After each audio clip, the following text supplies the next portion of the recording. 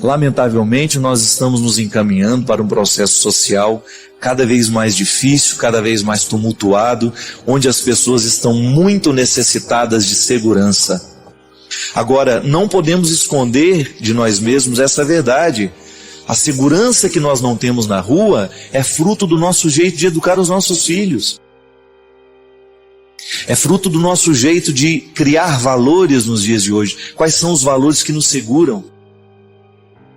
Quais são os valores que nos sustentam hoje como pessoas? Agora, alguma coisa está errada nesse tecido social. De você ter que trancar todas as portas da sua casa para você ficar em segurança. De nós temos que nos mudar para os condomínios para a gente poder viver em paz. A gente tem que criar muros altíssimos, que não são só de pedras. São muros humanos que nós estabelecemos. Quando nós não permitimos que os outros não entrem, a gente não permite que os outros entrem na nossa vida, porque nós temos medo deles. Os outros significam medo. É a sociedade que nós estamos criando. É a sociedade que eu faço parte. É a sociedade que você faz parte. E a gente tem como mudar isso, né? Tem que ter. Cada vez que a gente lança luzes e a gente reflete sobre a qualidade do relacionamento que a gente tem dentro de casa, de alguma maneira nós estamos criando segurança ou não. Não adianta a gente falar de segurança pública se nós deixamos os nossos filhos sem nenhuma segurança dentro de casa.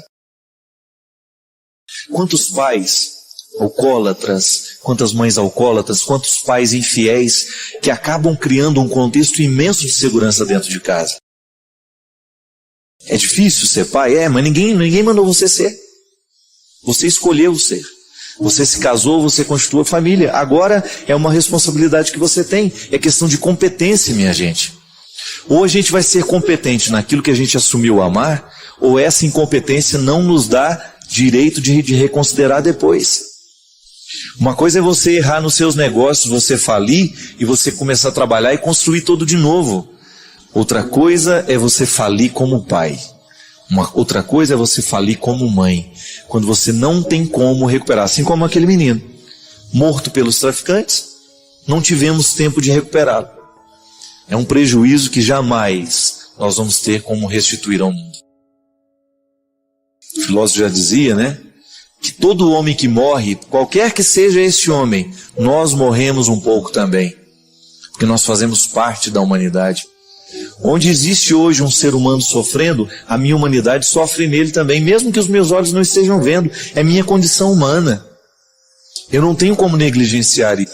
Eu tenho segurança, mas eu tenho irmãos que não têm, então eu sou fraterno, eu sou solidário com aquele que não tem.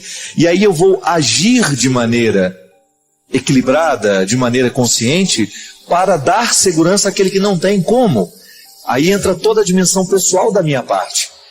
Cuidando bem da minha vida, cuidando bem dos meus filhos, cuidando bem do meu lar, do pedaço que é meu. A cidade ganha com isso, sabe por quê? Porque o cidadão cuidou bem da sua parte. Se eu passo pela rua e jogo um papel no chão, pensando que a rua não é minha, e se o outro passa julgando na mesma atitude, igual o Rio de Janeiro, né? Uma cidade tão linda, tão linda, paisagens maravilhosas. Aí você de repente passa, depois que termina um bloco, né? Depois que passa um bloco carnavalesco pelas ruas de Ipanema, sei lá onde, aí você vê a sujeira que fica.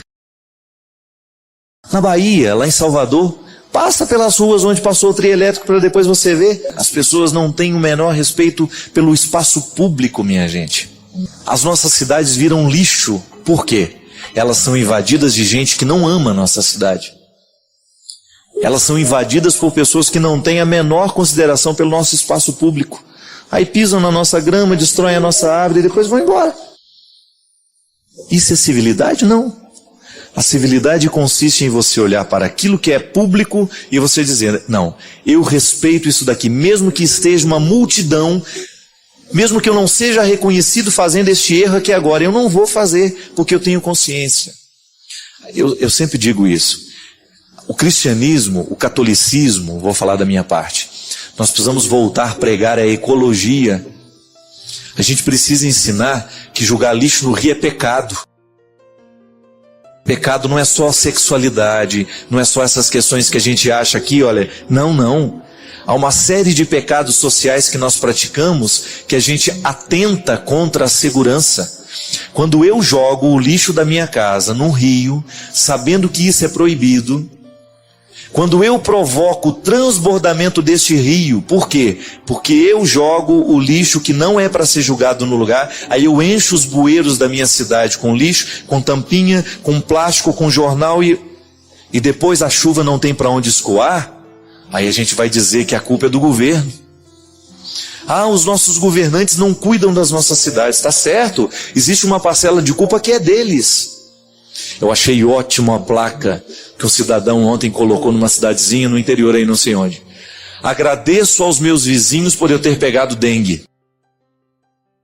Ele colocou essa placa na casa dele, coberto de razão, porque ele cuida do lugar dele. Aí o infeliz do preguiçoso que está lá tomando a cerveja dele, ele não está nem aí para o mal que ele causou. Ele foi para a praia, ele jogou todas as latinhas de cerveja que ele tomou no final de semana inteiro no lixo lá da porta, independente se aquilo vai chover em cima ou não, e ele larga a procriação dos mosquitos para um morador da cidade. Ubatuba vive esse problema direto.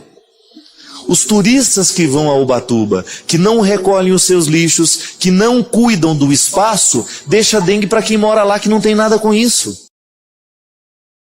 Gente, a dengue não vai embora do nosso país, não é porque o governo não cuida não, a dengue é um problema nosso, é nosso. O mosquito nasce na nossa casa, é na lata que a gente deixa, é na caixa que a gente não cobre, é no descuido humano que essas coisas vão nascendo entre nós. E aí a gente, no momento em que a gente precisa assumir a nossa culpa, a gente não assume. Como é que nós vamos falar de fraternidade e segurança pública se nós não temos coragem de assumir a nossa parte? Se eu não esvazio os meus potinhos de água dentro da minha casa, como é que eu posso esperar segurança fora dali? Como é que eu posso querer ter o direito de exigir alguma coisa nessa vida se eu não cuido das pequenas partes? Pode ser assim não, a gente tem que tomar isso nas mãos e, olha, vamos mudar. A vida pode ser melhor, a começar de mim que sou cristão. A começar de você, que é cristão, cidadão e tem consciência de tudo isso. Só quem já leu os livros do Padre Fábio de Mello sabe o quanto eles são transformadores, nos fazem refletir e mudam a nossa forma de enxergar a vida. Se você ainda não leu, não perca essa grande chance. Saiba mais clicando nos links da descrição. A gente sabe na teoria, mas muitas vezes a gente só vai compreender mesmo na prática. Que na vida nós precisamos esperar pelo tempo das coisas. É uma frase bonita de ser repetida, minha gente, mas é muito difícil de ser experimentada. Quando você descobre que você não tem como acelerar o tempo. É preciso viver passo a passo, momento a momento, e descobrir que a vida é igual uma costura que a gente vai fazendo, juntando as coisas, e que se a gente não tem a paciência de viver esse bordado existencial, né, nós vamos perder. Porque viver é estabelecer esse embate o tempo todo. A vida está nos desafiando o tempo todo. Os acontecimentos, aquilo que a gente controla, aquilo que a gente não tem controle, aquilo que você programou, aquilo que você não programou e de repente estava ali como realidade que você precisava administrar, costurar, né? A gente tem que dar um jeito nisso. Aí é nesse momento que a teoria se transforma em realidade e grita nos nossos ouvidos. É o impacto que a vida tem sobre nós. Isso na semiótica é bonito, a gente chama isso de a comunicação que afeta. Isso é, eu fico afetado por um discurso, por uma fala, por uma música. A vida nos afeta. E eu vejo que o sofrimento é para todo mundo, né? A vida aconteceu, não foi do jeito que a gente queria, e agora nós temos que administrar o acontecido. Ô minha gente, quantas quedas nós também temos? Quantas vezes você fica aí sem saber como fazer agora? E agora? É a grande pergunta, né? O que eu faço? Como é que eu vou reagir diante do acontecido? Nós não planejamos assim, e de repente a vida nos afeta desta forma, e nós precisamos dar uma resposta porque a gente tem que continuar vivendo. E a vida vai diferenciando homens e mulheres neste momento. Quando as coisas não acontecem do jeito que nós gostaríamos que fosse. Quanta maturidade vem para dentro de nós, ou não. Tudo depende de como nós vamos encarar os acontecimentos, como nós vamos administrar o ocorrido. Não temos como acelerar o tempo. Pudera eu, acelerar esse tempo e a minha mãe ficar boa logo. Mas não tem como. Todo esse processo de dificuldade tem que ser vivido dia a dia. Lá no hospital, vendo tantas pessoas tendo que conviver com suas doenças, com seus limites. É muito duro, minha gente. A vida não é fácil. Mas homens e mulheres vão sendo separados, como que colocado em lugares diferentes, de acordo com a resposta que nós damos ao que nos aconteceu, ao que nos ocorreu. Grandes homens, grandes mulheres nascem neste momento. Quando são capazes de encararem o momento presente, a dificuldade presente, e fazem daquele momento um trampolim para a vitória, para o crescimento, para alcançar lugares que até então as alegrias não eram capazes de levar.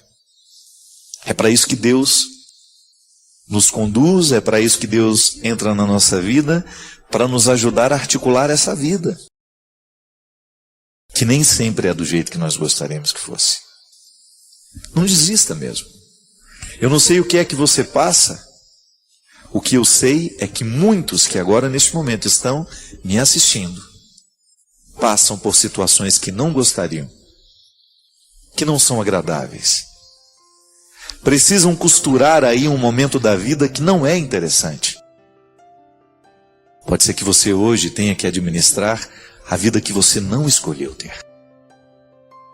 E aí o que vai fazer? Vai jogar lá fora? Não creio que seja a atitude mais interessante. Pode ser a mais fácil. Não é a mais interessante. Pode ser que seja a mais simples. Mas quem disse que grandes homens e mulheres nascem de questões que se resolvem com simplicidade, com facilidade? Não, é na labuta, é no labor. É no trabalho diário de você dar conta dessa vida que está aí. Ninguém nos prometeu que seria um jardim de flores, ninguém nos prometeu que seria moleza, mas nos prometeu que estaria conosco, que sofreria conosco, que assumiria conosco. Foi a palavra de Jesus aos seus amigos e a todos aqueles que ficaram amigos dele através da pregação de seus amigos. Vinde a mim todos vós que estáis cansados, porque eu vos aliviarei. Não desista. Assim como meu amigo não desistiu e resolveu morrer com dignidade, assim como a minha mãe não pode desistir agora. Você também precisa descobrir um motivo para não desistir.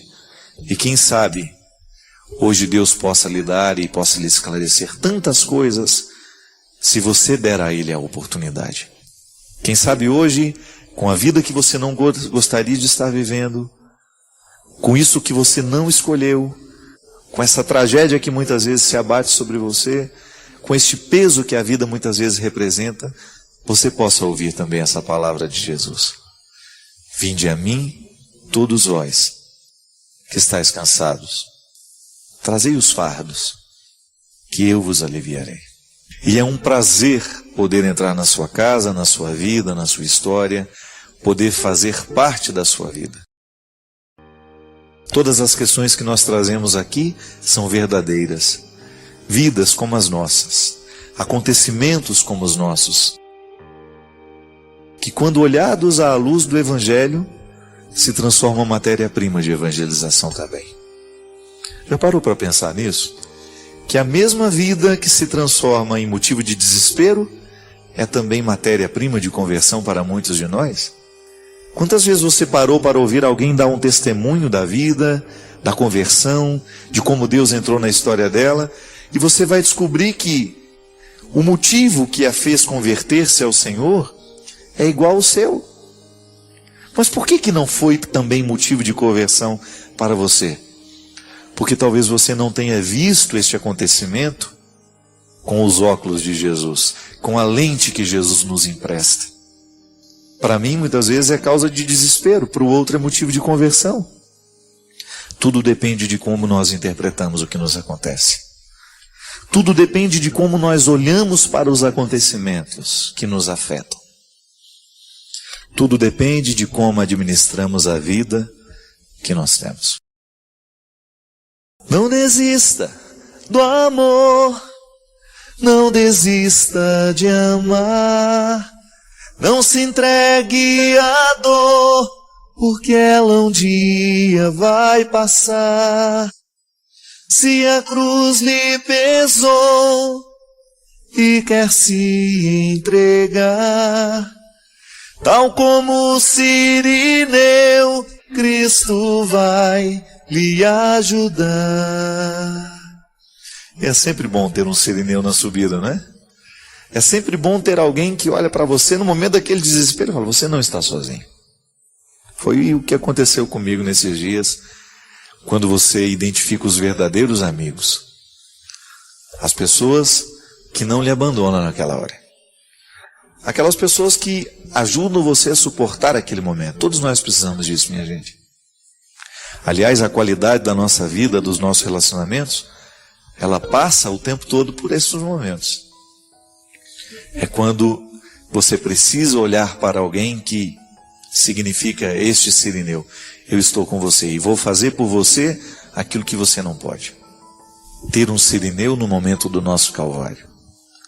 Quem sabe o programa de direção espiritual hoje possa ser um pouquinho isso para você. E nós agradecemos a Deus se hoje tivermos a oportunidade. A gente agradece a Deus toda vez que o programa tem a oportunidade de ser Cirineu na vida de alguém.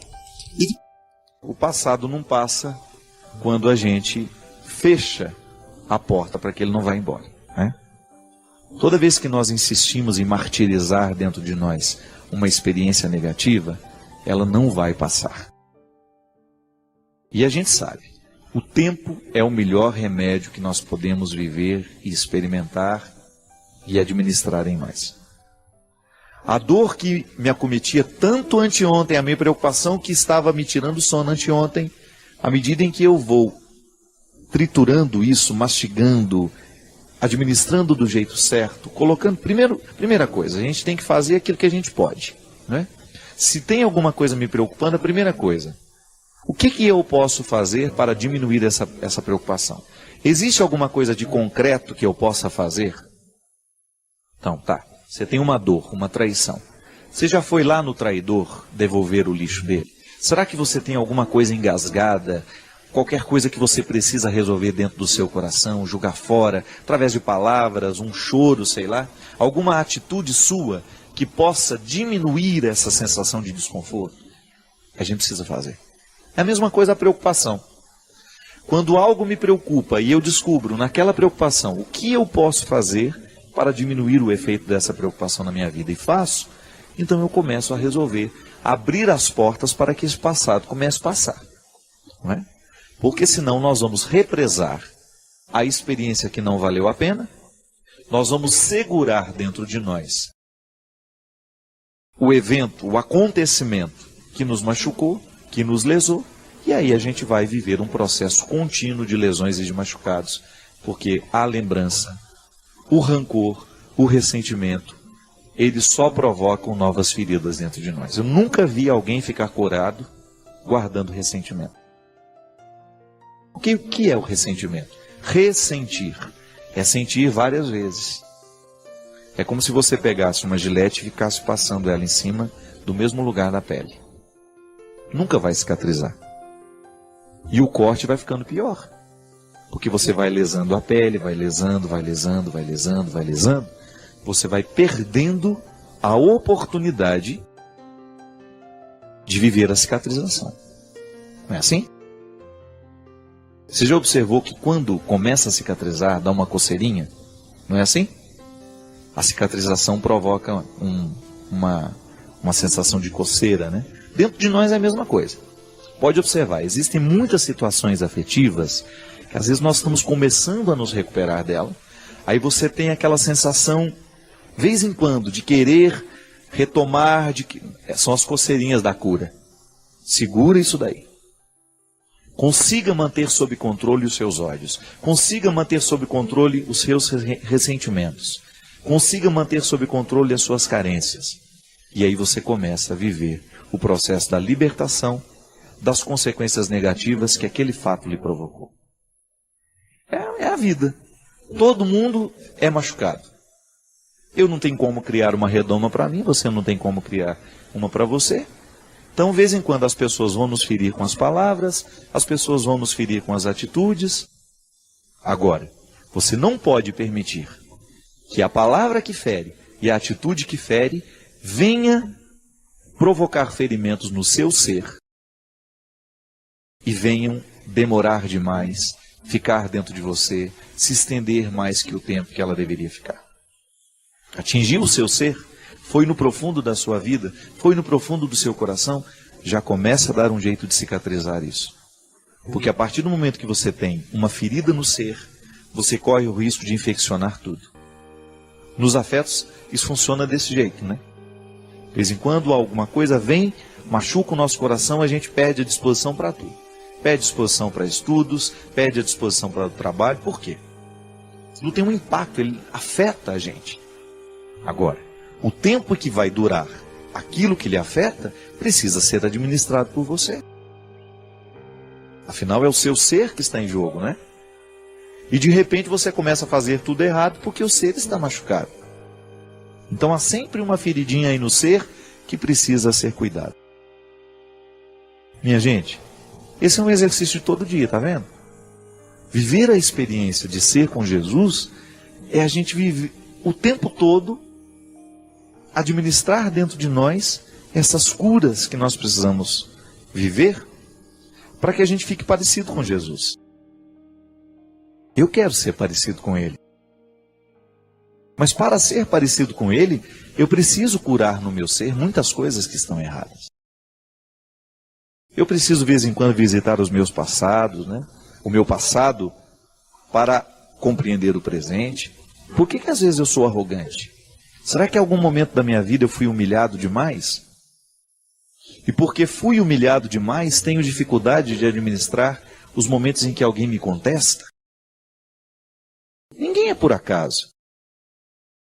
A cura do ser acontece quando a gente reza, quando eu peço a Deus que venha curar o meu coração, que venha curar a minha mente. Essas são expressões que nós usamos o tempo todo. Mas Deus muitas vezes cura o nosso coração, cura a nossa mente, através da nossa reflexão. Quando você começa a colocar em ordem os seus sentimentos desordenados, quando você começa a retomar a harmonia que às vezes a vida e os acontecimentos retiraram. E é isso que eu desejo para você. Que no hoje da sua vida, da sua história, você esteja empenhado em curar as feridas do seu ser. Se te machucaram, se te magoaram, se te feriram, não leve isso com você. Só leve como ensinamento para você não fazer com o outro. Mas não permita que isso vire amargura.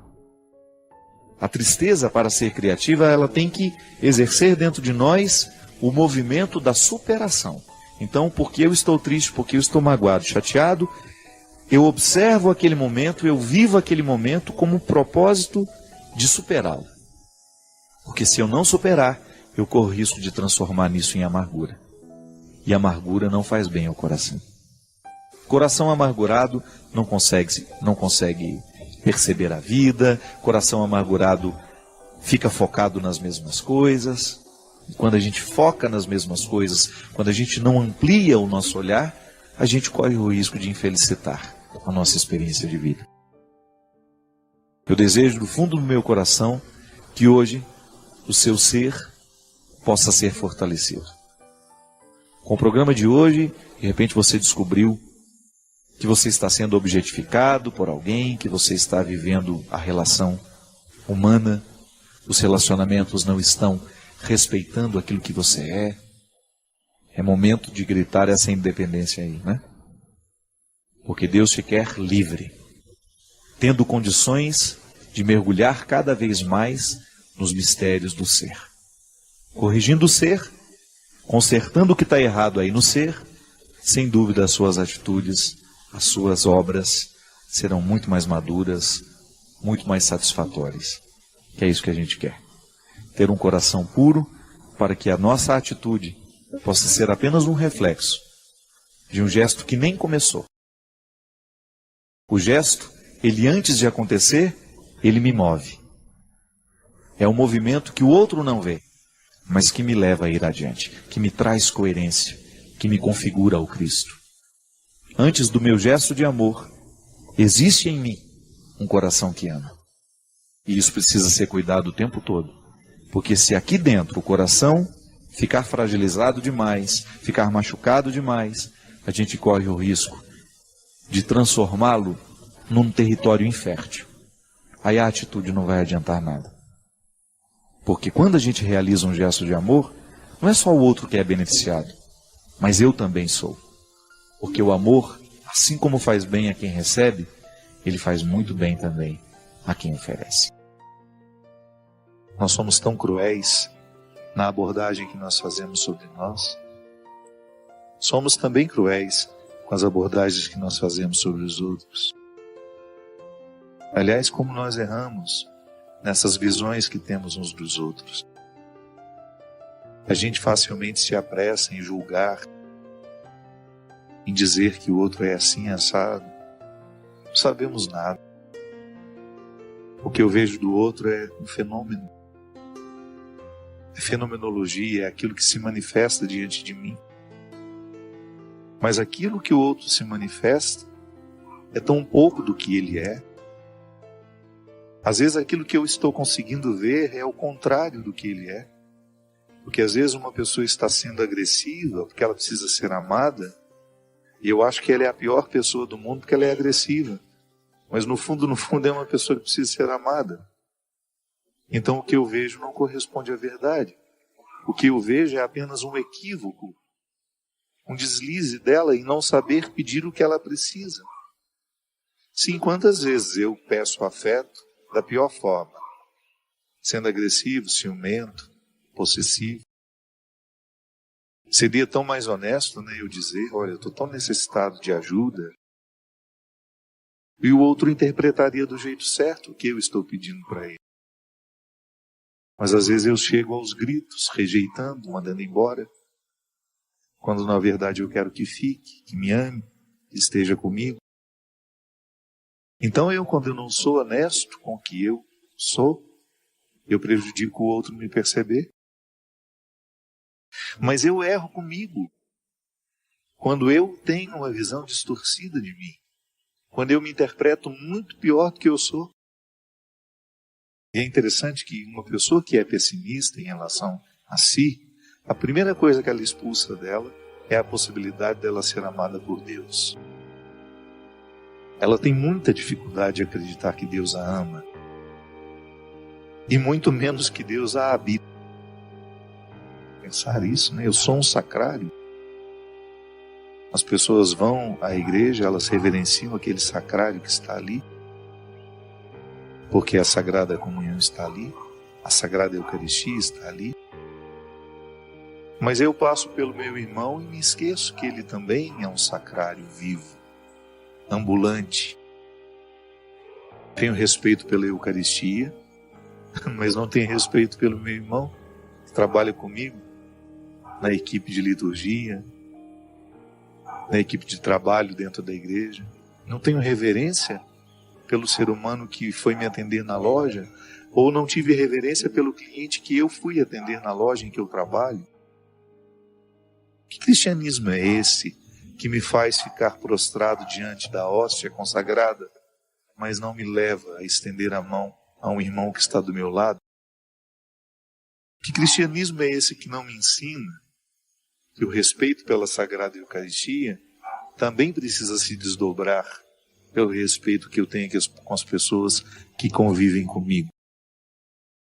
Que não é justo eu não reconhecer essa dignidade, inclusive em mim, de perceber que esse Deus escolheu morar em mim, e que eu vou ficar muito bravo e que eu vou fazer de tudo para que aqueles que querem atentar contra o Deus que me habita não obtenham o seu sucesso.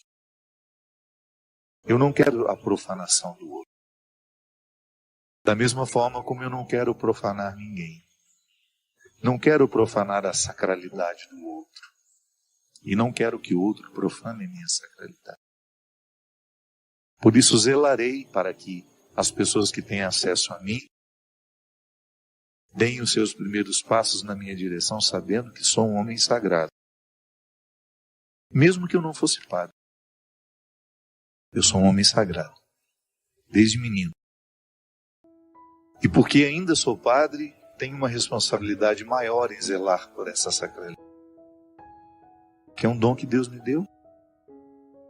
É um dom que eu guardo, que eu cuido todos os dias. E estou cada vez mais atento àquilo que pode ser um atentado à minha sacralidade. Não posso, não tenho direito. Sabe por quê? Porque eu mereço viver isso. Não é porque é uma obrigação que eu reconheço diante de Deus. Não, é um direito. Eu tenho feito de tudo para que aqueles que são evangelizados pelas minhas palavras descubram isso. É um direito que você tem sentir-se sagrado e viver como tal. Pensar-se como sagrado. Sentir-se como sagrado. Agir como sagrado. Porque essa sacralidade ela é irrenunciável. São Paulo já fala numa das suas cartas. Os dons de Deus são irrevogáveis. Ele não muda de ideia. Eu derramei sacralidade sobre aquela pessoa, mas ela está vivendo uma vida muito promíscua. Vou retirar. Não. Essa vida de promiscuidade pode até fazê-la esquecer que ela é sagrada, mas nunca retira dela a condição de sagrado. Nem melhor, nem pior que ninguém. Apenas você. Com as suas diferenças, com a sua idiosincrasia, com tudo aquilo que é próprio do seu jeito, próprio da sua personalidade, do seu temperamento. Você é você. E é esse ser que Deus ama. Mesmo que eu não ame, Deus ama. Mesmo que eu tenha dificuldades, Deus não tem dificuldade com as suas criaturas. Você pode até ter com Ele, mas Ele não tem com você. Por isso que é tão simples a conversão.